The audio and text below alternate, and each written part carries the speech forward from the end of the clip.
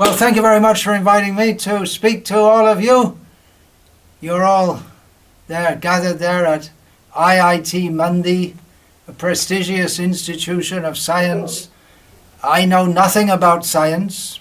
You're all highly qualified in science, so it's an honor to speak to all of you.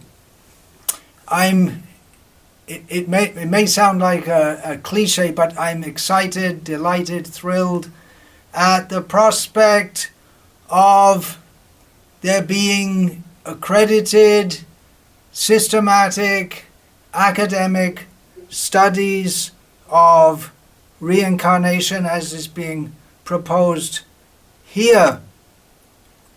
It's long been thought that reincarnation is a Hindu and Buddhistic belief, but Dr. Ian Stevenson, he, being a maverick, he pioneered the field of reincarnation studies, and he did very good work in showing that it is possible to demonstrate by scientific methods. He was very scrutinizing on the point that everything should be conducted in a scientific way. Unfortunately, not to the satisfaction of his peers. It's very hard to satisfy those who don't want to believe in certain things. Science has been quite unscientific in neglecting phenomena that are awkward to their unspoken physicalist basis, phenomena like reincarnation, clairvoyance, consciousness. Consciousness was considered it wasn't even considered in science, but issues that arose, you all know much better than me, issues that arose in quantum studies, and then the profusion of near-death experiences, out-of-body experiences, practically impelled that consciousness had to be studied. Unfortunately, or maybe predictably, the field has been taken over to a large extent, or occupied to a large extent, by physicalists who are stubborn that we're not going to allow anything outside our imagined box of physicalism. We're not going to allow any possibility of there being dimensions of reality, especially that word spiritual. We're not going to allow any possibility of that and into our consciousness studies, and therefore they have invented so many fantastic theories to try to explain consciousness in terms of matter. That's the main thing. It has to be physical. It cannot be vitalistic. It cannot be vitalism. So begrudgingly, consciousness studies is part of, or at least accepted within the realm of mainstream science, and reincarnation studies should be part of that.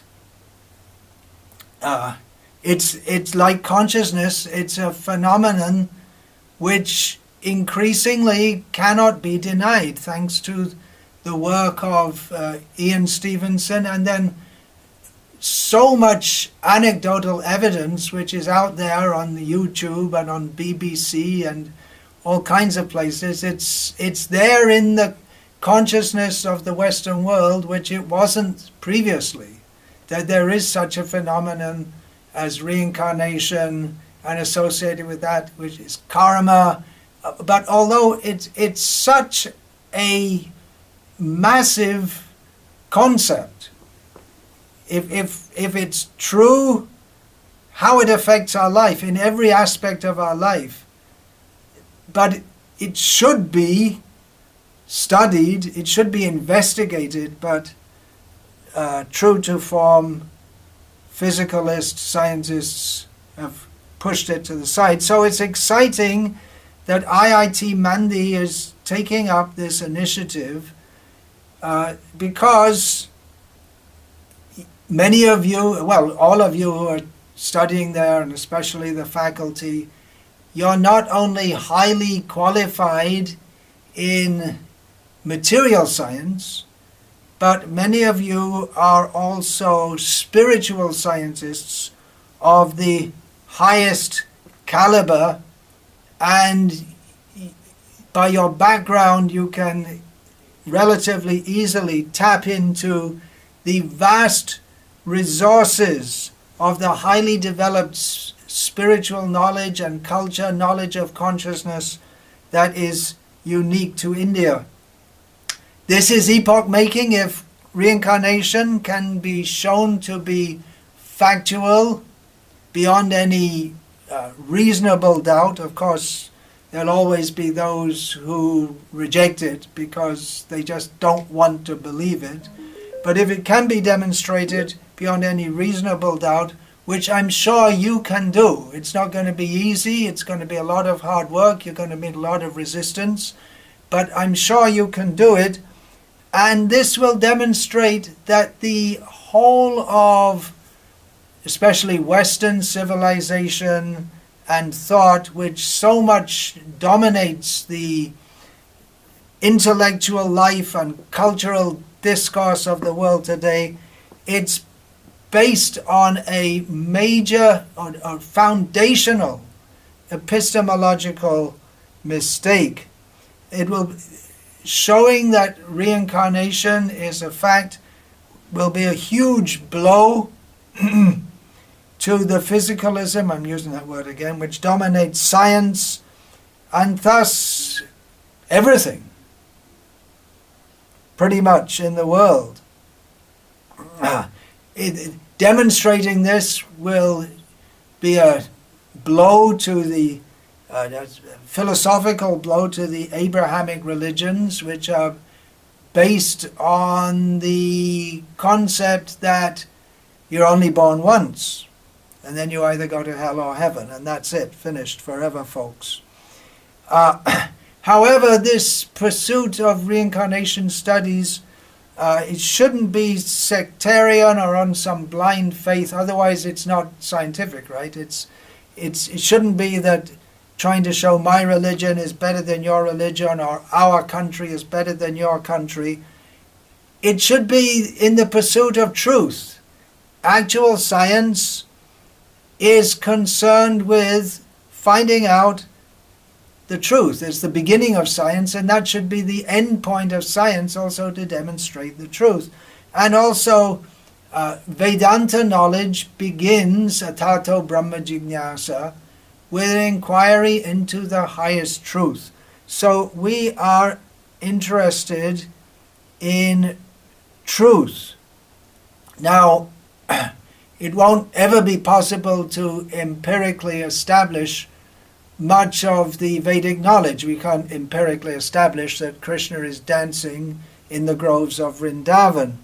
But I'm confident that it can be demonstrated that reincarnation is a fact, which will indirectly establish that the knowledge, the traditional knowledge of the Vedic culture, is on a correct epistemological basis, and that at the very least the tremendous philosophical culture of India should be taken much more seriously. Okay, I was given 15 minutes to talk, but I took 10 minutes, so Hare Krishna. I don't know if you're allowed to say that in a scientific circle, but Hare Krishna. I have a question. Yeah. Maharaj, are you able to hear me? Yeah, just about. We're increasing the sound here. Yeah. Okay, I can hear you better Yeah, now. so Maharaj, you particularly wanted to establish reincarnation as an academic program. Can you tell something that according to your vision, what are the components of this academic program must be? I don't know, actually. That's your field. To follow up what Ian Stevenson did and to cover the holes, real or imagined, that his peers found in his studies. That's the challenge. His work has been largely rejected because it's said to be not scientifically sufficiently rigorous. So you have to fill all those holes as far as possible. Okay. Thank you, Maharaj. I only talk. You have to do you have to do the work. Here is Maharaj, we have Professor Stuart Hamroff with us. He conducts annual conference on consciousness studies, and in fact he has established consciousness studies as a core program within empiric science, and he wants to ask you a question. Okay, well, Well, thank you. I enjoyed your comments very much. I just want to say that Ian Stevenson was at University of Virginia, and he's been succeeded by a younger right, psychiatrist, Jim Tucker. right. I heard that who's name. carrying on his work and has written a number of papers. So it's probably not fair to say that Stevenson was reincarnated as Jim Tucker, but functionally he was, because Tucker's carrying on the work very successfully. Kudos to him. One thing I forgot to mention is hypnotic regression that's also something that the experiences which are brought out from that are difficult to deny. This is all your field. Maharaj, it's Punrik Das. Please accept my humble obeisances. I spoke the other day a little about hypnotic regression, and I've got a sort of schematic of what a course in reincarnation science would look like. You going to talk about it now? That's just so you... Yeah, it's. No, I'm just so because you said ring you later, so. Yeah, okay. After the dust is settled, then you can give me a call and tell me all about it. Hare Krishna. Hare Thank you Krishna. very much for expressing your desires, and we will definitely discuss this course curriculum very seriously. Yeah, I have. I would like whether you can float a course here in reincarnation. Okay. Yeah. If you are ready, then we can float next semester. Yeah. Yeah. Can I say something? Obviously, Maharaj, we would like to. Yeah. Maharaj, Dandavat Pranam Maharaj, I am suggesting Pundarik Prabhu to float a course at IIT Mandi on reincarnation. yeah. I also thought he's the ideal person to do it. Yes. Hmm.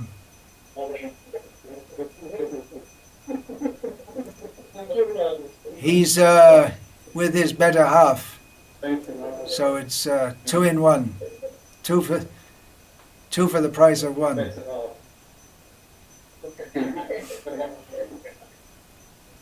thank you. Any other points? All right, so thank you so much for joining us and really enlightening us this evening, Bhakti Das Maharaj, and again, please accept our obeisances from all of the participants here. Okay. So we will continue the program if we have your permission, Yeah, please go. Please go. and move on to the outreach part, especially